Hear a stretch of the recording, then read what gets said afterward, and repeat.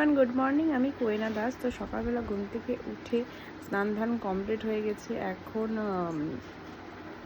করব, মানে জামা টামা পরবো। জামা টামা পরে আজকে শাড়ি পরবো ভেবেছি। তো শাড়ি টাড়ি পরে রেডি হয়নি, মা এখনও আসেনি। আমার গলার অবস্থা খুব খারাপ, গলা ব্যথা করছে, এক নাক বন্ধ হয়েছিল, পিঠ ব্যথা করছে কেন জানি না, শোয়ার জন্য হয়তো পিঠে ব্যথা করছে। তো যাই হোক, রেডি হই ধীরে ধীরে। আমি তো মোটামুটি রেডি, শুধু খাওয়া দাওয়া করে মাথাটা আঁচড়াবো আর হচ্ছে লিপস্টিকটা পরবো, তাছাড়া সব আমি রেডি। দেখি ভাই কতক্ষণে হয়। এখন বাজে 8:20। আমি একদম রেডি হয়ে গেছি। আজকে ব্ল্যাক শাড়ি পরেছি। যাই হোক,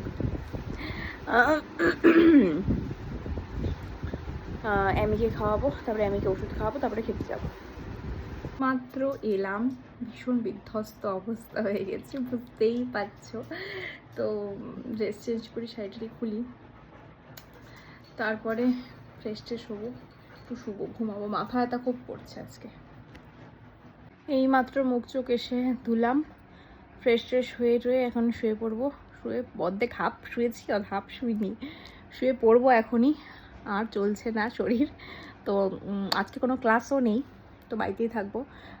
পরে একটু শুয়ে থাকি, পরে ভাবছি একটা এসছে নতুন, কি বলে, সিরিজ এসছে, তো ওটা দেখবো আজকে।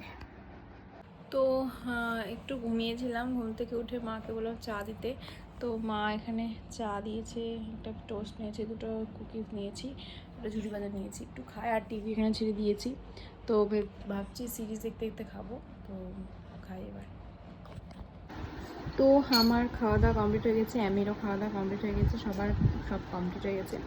এখন বিছানা টিছানা ছেড়ে শোবো না, ভাবছি কালকে তো সানডে আছে, তো কালকে তো কোনো চাপ নেই বললেও ভুল। কালকে সানডে হলেও আমাকে সাজাতে যেতে হবে, সাজানো আছে একটা, যদিও সেটা 9টা টাইম দিয়েছি। আমাকে বলেছিল আগে করার কথা, কিন্তু আমি বলেছি না, কালকে সানডে, আমি কালকে ঘুমোবো, আমি 9টার আগে যাব না। তো তাও ঠিক আছে, আমি ওই 8:30টার মধ্যে তো উঠতে হবে, উঠে যাব সাজাতে। তো এখন বিছানা ছেড়ে আর সব কিছু করে ভাবছি একটা পডকাস্ট দেখবো, তারপরে ঘুমোবো। তো আজকের ভিডিওটা এখানে শেষ করছি, দেখা হচ্ছে আগামীকাল। সকালে ভালো থেকো, সুস্থ থেকো, আর সকলকে ভালো রেখো। Tata, good night.